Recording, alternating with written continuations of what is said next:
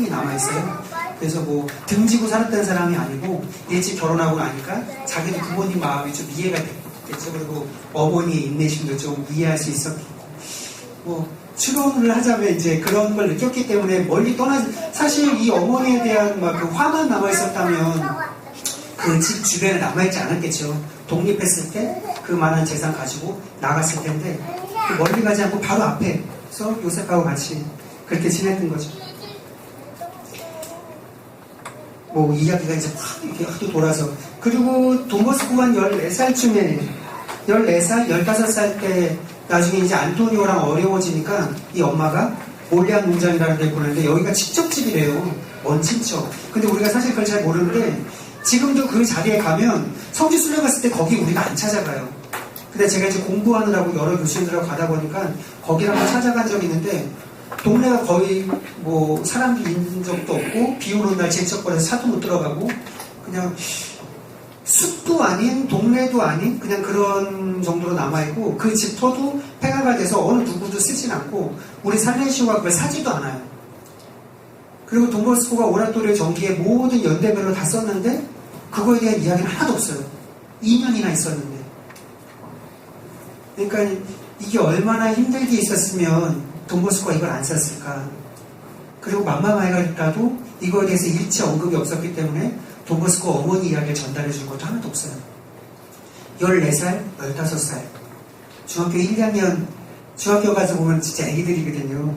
근데 그 나이 때 남의 집 가서 거기서 이제 먹고 살고 하기 위해서 거기를 갔는데, 거기 가면 돈보스코가 삼종기도 했던 곳, 거기 그 표시 정도만 있는데 그 집에 애 이제 공부도 가르쳐줬다는데, 돈보스코가 9살 때 꿈꿨을 때 그 얘기를 하죠. 당신은 누구십니까? 그랬더니 네가 3번 인사라고 한 사람의 어머니다 라고 이야기를 하잖아요. 그러니까 돈보스코의 내일이 바뀐 거죠. 어머니 그 삼종기도가 하루에 3번 기도해야 되는 거. 그러니까 9살 때 꿈에도 그 이야기가 나오잖아요. 그래서 그 모리알도에 2년 정도 있다가 나오는데 이거에 대한 게 기록이 없다라는 게 가끔 우리 마음을 좀 짠하게 남더라고요. 또 저는 모성애도 없는데 저는 굉장히 남성스러운 사람인데도 그게 뭐 짠하게 이렇게 남더라고요. 가끔 오해하는 게 저보고 좀 여성스럽다는데 저는 그런 게 하나도 없습니다. 그리고 맘마마이가리타는 사실 보면 그 뭐 7자녀를 낳고 8자녀를 낳고 첫째랑 둘째랑 결혼해서 애들 잘 낳고 있었잖아요. 그리고 가까이 살고 있고 당신 집도 안정이 됐고 이 집에서 애들 다 나가고. 그러니까 우리 교수님 표현으로는 이분은 한 집안의 여왕이었다. 애들이 쫙 돌아다니고 할머니 그리고 안달복달하고 막 그 뭐 한동안 이제 뭐 신뢰라도 뭐 하면은 그 부모님들이 와갖고 애도 알리고 할머니도 괜찮다고 이렇게 쓰다듬어주고 주말 고생해서 이 뭐 포장지 없는 사탕 끓여서 이렇게 또 먹여주고 엄마 더럽다고 이렇게 치워주고. 근데 뭐 그 할머니가 진짜 그 애들 손주들 보면서 사람도 많이 봐고 당시 존재에 대한 존재감도 많이 익히고 아주 진짜 편하게 지낼 수 있었는데 돈보스코가 갑자기 찾아오죠. 당신 너무 어려우니까 같이 가자고. 근데 돈보스코에게 그 어머님이 늘 강조했던 게 착복식 때, 그 뭐 수단 착복식 때나 서품 받을 때나 돈보스코 또 어머님이 늘 얘기했던 게 가난한 사제가 되지 않으면 난 널 보지 않는다. 넌 나를 위해서 미사해주고 난 너를 네가 사제가 됐다는 것만으로 나한테 내 인생이 너무 자랑스럽다. 그렇게 막 이야기를 하시죠. 그랬던 어머니였기 때문에 돈보스코가 본당 신부로부터 뭐 죽을 고비를 넘기고 본당 신부한테 찾아갔을 때 그 본당 신부님이 어머니한테 같이 가자고 제안해봐라 라고 얘기했을 때 어머니 얘기를 했더니, 그때 사실 어머니 나이가 59세였거든요.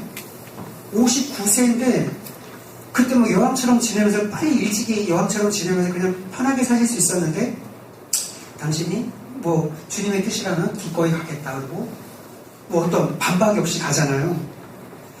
그리고 사실 이 뭐 어려서 돈보스코 이야기 들어보면 너무 먹을 게 없어서 키우던 소 한 마리 잡아서 그냥 저기 우리가 이거 먹고 엘리야 예언자 뭐 그 얘기에 나오는 과부 이야기처럼 아들하고 소 하나 잡아서 죽을 작정입니다 라고 얘기를 했었을 때처럼 사실 맘마메를 굉장히 어렵게 지내면서 아이들 키웠거든요. 그 시어머니랑 한 번도 언급되지 않던 그 시어머니 모시면서 되게 어렵게 지냈을 때도 한 번 혼수에 대한 이야기가 안 나왔어요. 혼수용품에 대해서. 근데 당신이 이 59세 여기를 가서, 저기 124쪽입니다. 여기를 가갖고, 또래로 가서 보니까 너무 뭐가 없는 거예요. 또 뭐가 없으니까 당신이 그때 혼수용품을 꺼내요.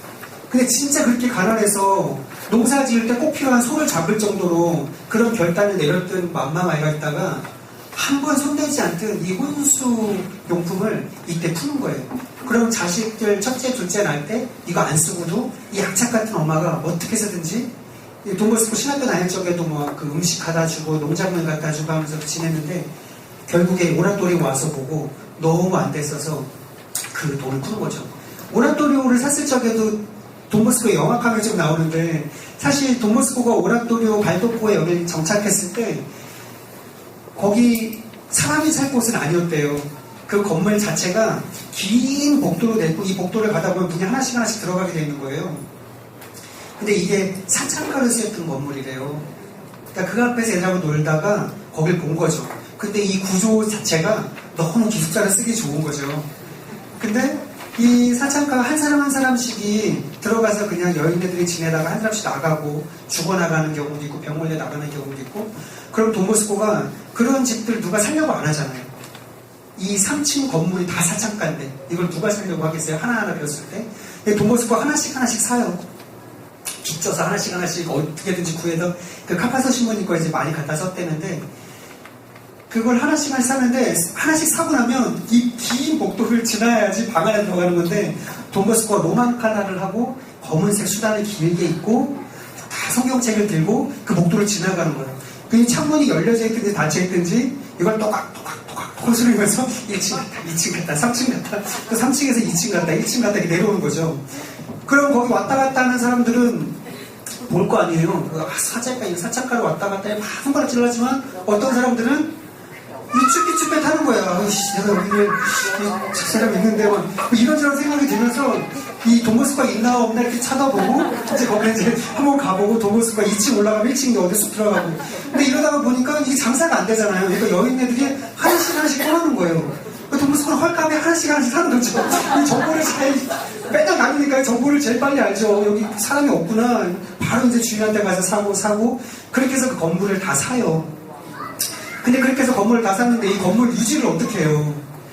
밑에 거기 가면 1층에 가면 그 하수도 이렇게 올라와서 물이 하나 나오는 게 있는데 사실 그 물 외에는 어디서 물 마실 데도 없고 이 물 관리를 어떻게 했는지는 모르겠는데 지금도 물은 아주 깨끗하게 잘 나온다고 해요. 약수처럼 검사해도 물이 아주 좋다고는 하더라고요. 근데 그 집 유지하고 아이들 먹이고 입히고 하려면 돈이 많이 들잖아요. 그러다 보니까 맘마마이가 있다가 혼수가 뭐 다이아몬드가 나왔는지는 모르겠는데 그때 혼수를 좀 풀어서 그런 것들을 좀 막았다고 하더라고요. 근데 그렇게 막 일을 하다가 보니까 애들이 이 마이가 있다가 61세, 62세, 63세쯤 됐을 적에 48, 49, 50년에 애들이 인원수가 10대 명에서 30명에서 50명에서 100여 명으로 막 늘어나는 거예요. 이거 해드는 게 얼마나 컸겠어요. 근데 이 애들이 다 학교 다니는 것도 아니거든요. 신학교 가는 애들이 3분의 1 정도 되면 3분의 2 정도 되는 애들. 얘네들이 어떤 애들이에요? 길거리에서 그냥 놀던 애들이거든요. 어디 공사판에서 일하던 애들이고 어려서 부모님하고 떨어져가지고 돈버스코 14살, 15살 때 집 나와서 그렇게 남의 집에 일했던 것처럼 이 산업혁명이 생기면서 다 또래로 올라오고요. 밑에 쪽에 애들이. 그러니까 부모님 떠나서 올라온 애들이 기본 교육을 못 받았잖아요. 청소년기 때 받아야 되는 교육을. 그렇게 몸이 커버린 애들이에요.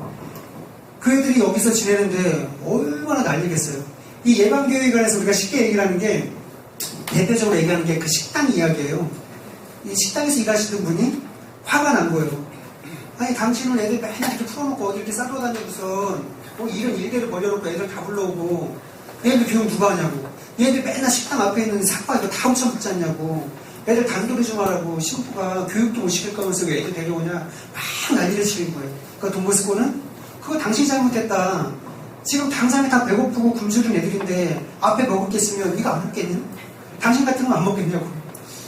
이 문 앞에다 두지 말고 당신 이걸 잘 감춰놨어야 되고 이걸 숨겨놔서 애들이 재짓게 하지 말았어야 된다. 근데 당신 때문에 애들 여기 와서 도둑질을 또 한다. 당신이 예방하지 않아서 이런 일이 반복되는 것이다. 그래서 참고 안 알아듣고 당신이 제일 드나드는 뭐 뒤쪽에 넣든지 발 밑에 놓든지 보이지 않게 둬야지 애들이 도둑질할 생각조차 하지 않는다. 이거를 얘기를 했거든요.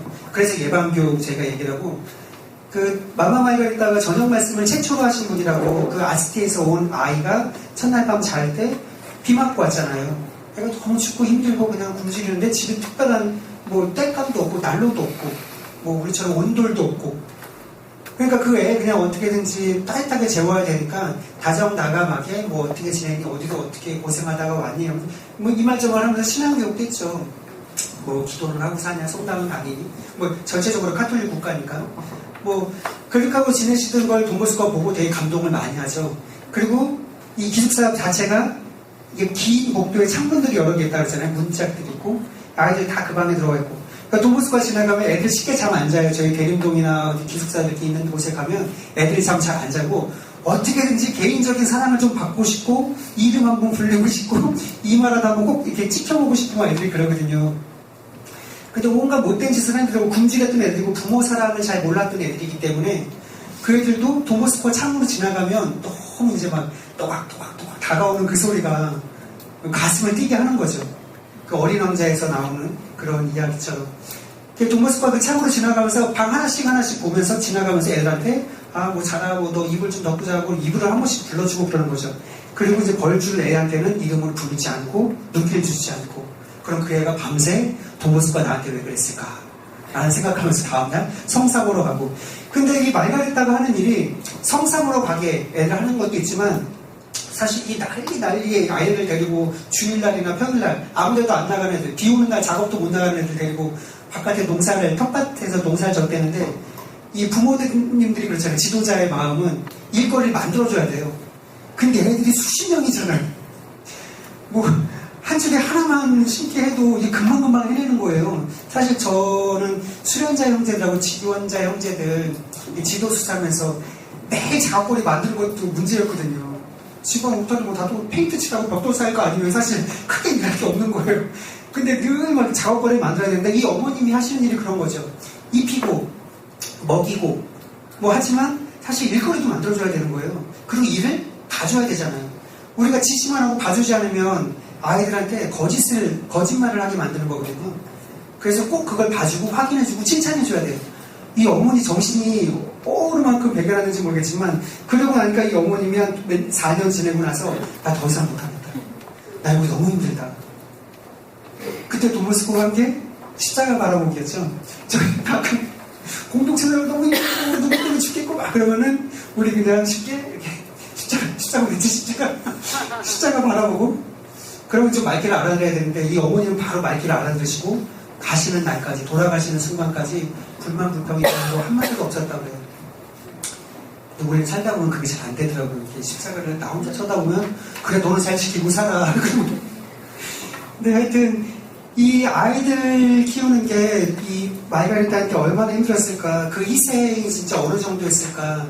돈보스코는 크게 일을 저지르는 사람이었잖아요. 미친놈 소리를 들을 만큼. 그러니까 동료 사제들이 막 그 마차 갖고 와서 돈보스코 데려가려고 했었잖아요. 마마마이가리따 그 얘기 들으면서도 집안에서 그냥 여왕 노릇하면서 오지 않았는데 아들 쓰러지고 아들이 요청하니까 찾아와서 그 수많은 애들, 다 그 손주들이 아니라 아주 큰 애들. 제가 오늘 강조하고 싶은 건 신심과 시선이라고 했잖아요. 근데 말가리따는 그런 시선을 갖고 있었던 거예요. 그래서 도미니코 사비오 존재에 관해서도 돈보스코한테 얘기하죠. 이 기숙사 애들 중에 저만한 애는 없는 것 같다. 저렇게 열심히 기도하고 저런 애는 없는 것 같다. 돈보스코가 사실 얼마나 많은 애들을 대해요. 근데 그 중에 눈에 띄는 반짝반짝한 애들이 있긴 하지만 그 애들 일상 그런 것들을 다 알 수가 없고 그걸 다 지도해주기가 사실 쉽지 않았을 거예요. 근데 이 아시덴테, 이 동반해주는 분이 그거를 잘 짚어주는 거죠. 그러면서 그 돈보스코가 어머니한테 그 일상을 보는 것들, 그 찾아내야 되는 것들에 관해서 그런 걸 좀 돈보스코는 이제 배우게 되고, 그 어머니가 이제 연례 휴가라고 해서 휴가를 가시게 되면 이 돈보스코가 그 아이들 데리고 백기까지 이제 소풍을 가는 거예요. 자기 고향으로. 어머니가 있는데, 어머니는 손주들이 있는 데가 좀 쉬려고 거길 갔는데 돈보스코 이렇게 떼거지는 애들을 데리고, 그러니까 돈보스코 애들이 이 산을 하나 넘어서 이렇게 가야 되는데 이 길이 굉장히 멀어요. 1박 2일 정도 걸리는 거리라고 하는데 아침에 일찍 떠나면 밤에 도착할 정도래요. 근데 돈보스코는 이 애들을 데리고 그냥 걸어가는 게 아니라 성가를 부르면서 이 길을 지나가게 하는 거예요. 뚝방길을 걸어가게 하는 건데 그 뚝방이 콜레라 전염병이 시작되게 한 지역이에요. 그 유럽 전체 페스트가 퍼졌을 때 그게 원산지가 거기 또레모에 있거든요. 그만큼 더러운 지역인데 그 뚝방길을 애들하고 같이 노래 부르면서, 그래서 이 동네에서 이 노래 부르면서 이렇게 지나가면 아 저기 돈보스코 애들이 지나간다라고 얘기를 했대요. 이렇게 떼가지고 막, 근데 얘네들 이제 뭐 아침에 일찍 떠나고 밤에 도착하니까 간식거리도 가져갈 거 아니에요. 그러니까 뭐 간식을 들은 애들이 앞에서 뒤에서는 막 주워 먹고 뭐하고 막 누군 불러내고 막 싸우기도 하고 하면서 줄을 길게 서갖고 애들 노래 부르면서 가는 거예요. 그 무리가 맘마마이한테 가서 거기서 또 막 저녁 내내 패키치고 아침에 일어나서 또 책임을 받고 또 거기서 왕창 그 요셉이나 안토니오가 챙겨주는 물건을 갖고 또 돌아올 때 마이가르타는 휴가가 끝나서 같이 오는 거예요. 이게 휴가 가겠어. 1년에 한 번 휴가를 가는데 도모스가 그랬겠지 뭐 기숙사에 야 니들 그 어머니 보고 싶지 않냐? 뭐 할머니 보고 싶지? 우리 할머니 따고 가볼까? 자기도 프로그램에 궁색할 거야. 어머니들 집에서 다 봐주다가 없으니까 뭐 하루 정도는 지냈을까 싶은데 그래갖고 이 노래소리가 얼마나 두려우셨을까. 저기 멀리서 돈보스코 애들이 온다. 이 돈보스코를 돌아가시고 나서도 그 동네에서 돈보스코의 그 시신이 이 성당으로 내려올 때 국악대가 음악을 울리면서 내려갔게 되는데 그게 돈보스코가 옛날에 애들 데리고 또리노에서 노래 부르면서 다녔던 그런 모습 같다라고 얘기를 해요. 요거는 그냥 영화에서 한 장면인데 제가 이 자리에서 그 교수님한테 그 얘기를 들을 때 진짜 전율을 느껴집니다. 어머니의 그 소름 끼치고 저것들이 여기까지 뭐 하나도 못 쉬게 하는 거죠. 그러니까 이제 돈보스코가 저기 맘마 말가리따가 그런 강한 여성이라는 거에서 127쪽에 나오는데요. 사실 자기 남편이 너무 일찍 갔잖아요. 애들은 셋이나 됐는데 이 엄마가 남자애들 셋을 키울 때 또 한 애는 완전 다른 성향이 있어요. 사실 애를 키우다 보면 아이 그 아빠를 닮았나 나를 닮았나 잘한 거는 나를 닮은 것 같고 못한 거는 이렇게 배우자 닮은 것 같고 그런데 전혀 다른 애가 하나 있잖아요. 얘는 도저히 이해가 안 되는데 그 애랑도 살아가는 거예요. 그러다 보니까 혼자 남자 역할도 해야 되고 여자 역할도 해야 되고 이게 쉽지 않은데 사실 이런 거에 대해서 고민하시는 분들이 참 많은 것 같아요. 그러니까 당신이 천사 역할도 하고 악마 역할도 해야 되는 거죠. 규율도 잡아야 되고 사랑도 줘야 되고 이 모델도 돼야 되잖아요. 그런 면에서 이분이 쓸데없이 쓰다듬지 않았다는 표현이 있어요. 그리고 분노를 터뜨리지 않고 확고하고 평온했다. 사실 좋은 말만 다 써놨는지는 모르겠지만 그 사람에 대한 성향을 딱 집어서 얘기할 때 쓸데없이 쓰다듬지 않고 저는 예전에 이렇게 막 쉽게 우는 사람이었어요. 누가 저 앞에 와서 슬픈 얘기하면 그 사람보다 더 슬피 울어가지고 가끔 주책스럽다는 소리를 듣고 여성적이라는 얘기를 참 많이 들었는데 여기 오기 전에 3년 동안 상담센터에서 일을 하면서 이 문구가 저를 너무 와닿는 거예요.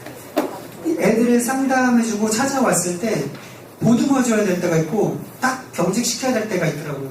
너무 함부로 하는 애들한테 선이 없는 애들한테는 뭔가를 가르쳐야 돼요. 부모님 가르쳐주지 않으면 상담센터 일주일에 한 번 1시간 했을 때 뭔가 규율을 있게 해야 돼. 게임을 하고 뭘 하든지 간에 딱 규율을 가르쳐야 되는데 저는 이 문구가 너무 와닿는 거예요. 쓸데없이 쓰다듬지 않는다. 가끔 나는 사랑한다고 하는데 부모가 같이 교육을 해야 되는데 지금 막 부인이 혼을 내는데 아빠가 가갖고 아유 이거는 뭐 이렇게 하면은 이거 교육이 안 되잖아요. 그래서 가끔 안쓰럽고 해도 그냥 둬야 될 때가 있는데 그게 사실 그 기준을 잡는 게 쉽진 않은 것 같아요. 그리고 뭐 맘마 말가리따, 돈보스코가 기억하는 맘마 말가리따는 부엌 귀퉁이에 회초리가 있었다고.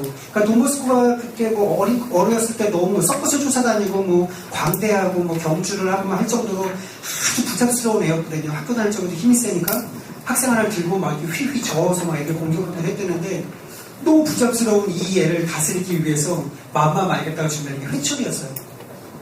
돈보스코 한번 막 난리를 치기다 뭐라면 깬 거예요. 그러니까 자기는 이 어머니한테 드디어 오늘 터지는구나. 그리고 회초리를 들고 다 기다리고 있었다고 그래요. 근데 어머님이 잘못한 거를 안 거에 관해서 네가 잘못한 걸 알고 이렇게 숙고하고 있었다는 거에 관해서 인정해주고 잘못은 잘못이라고 얘기를 해주고 그리고 매를 들지 않았다는 거죠. 돈보스코가 이 방법을 도메니코 사비오한테 비슷하게 얘기를 해요. 도메니코 사비오가 다들 성사를 봐야 되는 걸 많이 그 기숙사에 얘기를 했는데 사비오가 자기가 잘못한 걸 다 적어와요. 다 적어서 종이를 내요. 고백 성사하는데 그 종이를 보고 읽는 거예요.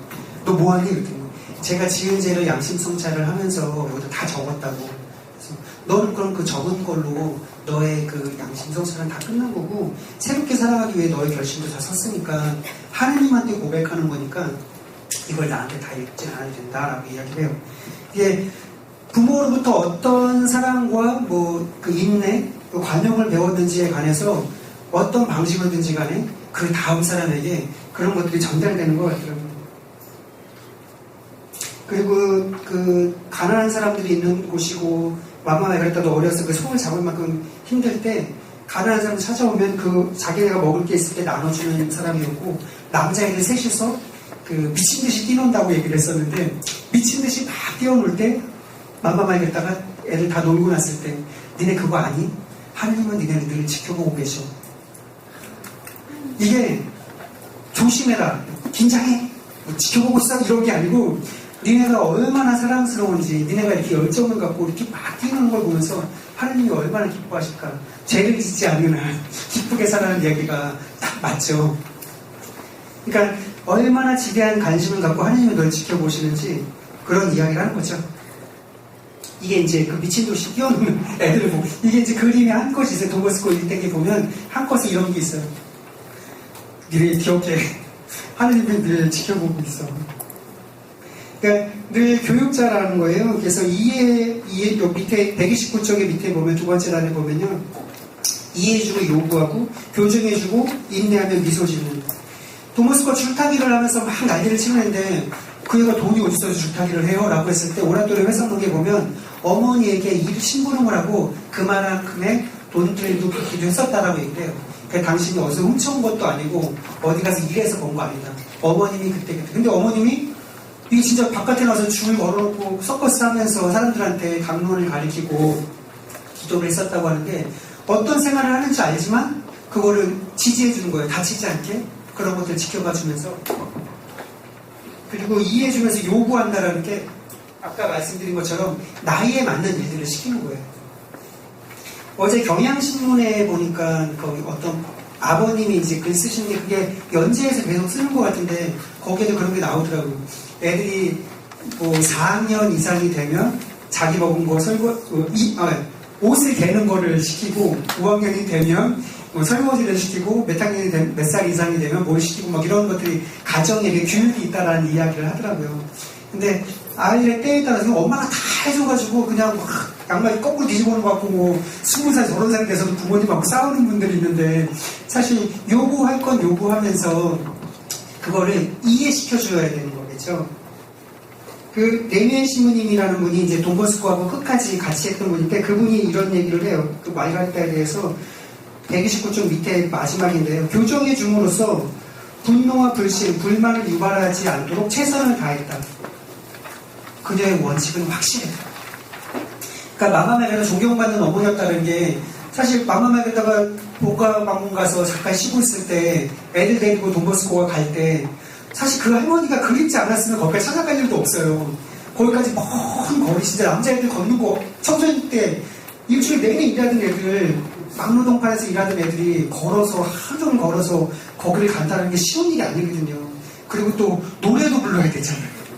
그리고 그 기숙생 애들 중에 맞는 애들도 안 맞는 애들도 있고 근데 거기를 목적을 생각해서 걸어가는 거예요. 하루 종일 중간중간에 소풍처럼 그 빵 가져간 빵 근데 그 빵 뭐 색다른 거 사가지고 가는 거겠어요? 집에 있는 빵 가지고 가는 거겠죠. 근데 그만큼 존중받고 존경받았던 어머니였기 때문에 아이들이 찾아오지 않았을까. 그리고 그 어머니는 그 애들하고 또 같이 돌아올 만큼 그런 마음이 되고. 교리교육에 관해서 여기 나오죠. 세 번째로 130쪽에 보면요. 여기서 하느님께서 너를 지켜보신다. 라는 이야기가 있는데 늘 그들을 늘 돌봐주신다는 하느님의 시선에 관해서 생각하라고 얘기를 하는 거고 주님께서 얼마나 좋으신지 이걸 얘기해 주는 거죠. 사실 2부에서 제가 신심생활에 대해서 주로 얘기를 하게 될 텐데 제가 한번 신앙학교 할 적에 우리 형제들이 저도 그렇고 처음으로 신앙학교라는 걸 하면서 내가 정상으로 2박 3일 동안 한 그룹의 애들을 데리고 지내야 되는 거예요. 너무 지치고 긴장되고 떨리고 이제 막 20살 되고 19살 된 애들이 수동 들어와갖고 이 애들을 데리고 며칠을 지내면서 뭐 우리 그 신학교의 주제를 다 가르쳐야 되는 거예요. 그 형제들이 이제 하루 쉬는 날 너무 지쳐갖고 같이 이렇게 코스를 다시 한번 삥 도는데 제가 한번 한 형제한테 야 바람이 참 시원하지? 그랬더니 그렇게 이 길이 이렇게 시원한 길목인지 몰랐네. 그랬더니 하느님이 너를 얼마나 사랑하면 이 바람을 통해서 너를 한번 이렇게 매만지고 가시겠니? 제가 그 말을 한마디 했어요. 근데 얘가 별 감동이 없는 거예요. 나는 이게 하느님의 손길이 느껴져서 이 바람이 너무 시원해서 하느님이 진짜 나를 이렇게 사랑하시는구나. 너를 이렇게 사랑하시오라고 얘기를 한 건데 얘가 그 감흥이 하나도 없는 듯이 그냥 지나가더라고. 그리고 그 다음 차에 쉬는 시간이 됐는데 어떤 애들이 와서 우리 조장선은 백방 차고라고 막 얘기를 하는 거고 왜? 그랬더니 우리한테 막 그 아주 달콤한 멘트를 날리고 오는 거야. 무슨 멘트를 날리니? 그랬더니 바람이 하느님 우리를 너무 사랑해서 하느님 만지고 가는 거라구만. 우리가 얼마나 사랑받는 존재인지 얘기했다는 거야. 걔가 진짜 나한테 한마디도 안 하지. 칠다리는 좋아서 그걸 이렇게 써먹는구나 싶으니까 그게 되게 좋더라고요. 근데 제가 얘기하고 싶은 건 저의 이 창의력과 이 잘남을 얘기를 하고 싶은 것도 있지만 얼만큼 표현하고 사는지 사실 내가 느끼는 순간순간의 그 성령의 감도 같은 것들이 신앙생활 하다 보면 저만 있는지 모르겠지만 그런 것들이 있는데 이걸 표현할 줄 알아야 되는 것 같아요. 근데 사실 뭐 표현하면 여자 같다라고 얘기할지 모르겠지만 그런 면에서 여자 같다고 하면 저는 충분히 여자 같은 사람이고 그걸 자랑하고 싶은 사람이기도 합니다. 그리고 맘마마이가리다가 이제 130쪽 마지막에 첫 살레시오 협력자라고 이제 이야기를 하는데요. 사실 맘마마이가리다의 이 현존이 없었으면 돈보스코는 협조자에 대한 걸 잘 몰랐을 거예요. 그래서 맘마마이가리다가 돌아가시고 나서 바로 그 다음에 이어지는 사람이 누구였는지 아세요? 돈 루아의 어머니가 맘마마이가리다 다음으로 온 거예요. 돈 루아는 돈보스코가 돈 루아라는 청소년을 만나서 손바닥에다가 딱 반을 걸어서 너에게 반을 줄게 라고 얘기를 했던 그 돈 루아거든요. 돈 루아가 형도 있고 그런데 형제가 되게 많았는데 그때 가난한 시대였고 그 지역에 패스트가 유럽 전역에 퍼졌을 때 시작된 곳이라고 했잖아요. 형제들 다 죽어요. 근데 돈 루아가 돈보스코 찾아간 날 돈보스코가 돈 루아를 유심히 바라보고 걔한테 넥타이를 선물해줘요. 딴 애를 삭감 줬거든요. 왜냐하면 가난한 지역의 애들인데 돈 루아가 저처럼 윗도리를 바지에 넣고 허리띠를 메고 깔끔하게 하고 온 거예요. 그러니까 넌 이것만 하면 완벽하게 했는데 야, 너 아주 깔끔하게 예의 잘 차려입는다. 일요일날 찾아온 오라토로 찾아온 또 루아를 유심히 보면서 이야기를 해요. 그리고 내가 반을 주겠다. 넥타이 줬다 막 이런 이야기는 남아있진 않은데 교수님들이 이제 그 연구를 하다가 그런 이야기가 있었다는 이야기를 형이 남겨놨다는 이야기를 하시고요. 그러니까 돈 루아 어머님이 오시는데 그때 그 바로 옆에가 거기가 아주 가난한 지역이기 때문에 그 폭탄 공장이 하나 있었는데 그 공장에 폭탄이 터져요. 연쇄작용으로 그 일대가 전부 다 터져버려요. 근데 아주 우연치 않게 이 오라토리오 요 앞에까지만 싹 터져서 움푹 파이게 된 거예요. 그러니까 이 돈 루아가 어머니가 갈 데가 없었던 거죠. 그 지역 사람들 전부 다 갈 데가 없었겠지만 그 중에 이제 루아 어머님이 그렇게 있으니까 돈보스코가 루아 어머님을 초대해서 맘마마이가리다 다음으로 루아 엄마가 있고 그리고 돈보스코가 그때 협력자하고 살레시오 수사를 생각해요. 제가 이제 수사잖아요. 그러니까 당신이 도와줄 사람이 필요하다는 걸 알게 되고 사업이 커지고 본당이 많아질수록 이런 사람이 많이 필요하다는 걸 아니까 일반 생활을 하는 사람들 중에 아이들을 찾아낼 수 있고 아이들을 돌봐줄 수 있는 사람 그런 시선을 가진 사람 그들을 필요로 하는 거고 그들이 와서 또 애들 교육해 주기를 바래요. 그러니까 저희도 사실 협력자분들 중에서도 이제 뭐 우리를 도와줄 수 있는 분들을 찾기도 하는데 우리는 금전적인 걸 원하는 게 아니에요. 인적 자원을 생각하기도 하고요.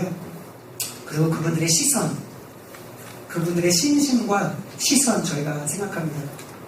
제가 얼만큼 강조해야지 오늘 전체 다 까먹어도 신심과 시선을 기억하실지 모르겠는데 이 협력자로서 돈보스코가 필요했던 것은 그 두 가지인 것 같아요.